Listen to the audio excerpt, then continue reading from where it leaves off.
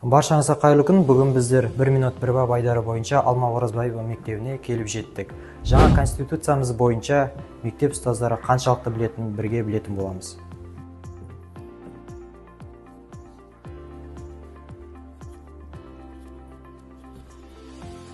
Қайырлы күн. Жаңа конституциямыздың жобасындағы бірінші бап туралы өз ойыңызды айта кетсеңіз. Қайырлы күн.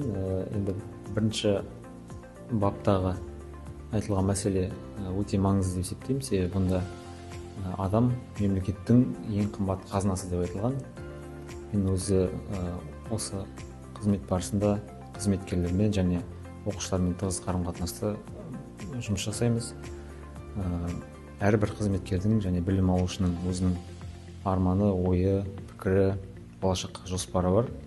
Сондықтан алдағы уақытта әрбір осы қызметкердің және оқушының осы болашағына конституциямыз, соның ішінде жаңа осы айтып өткен бірінші бап кепілдік береді деп мен сеніммен айта аламын.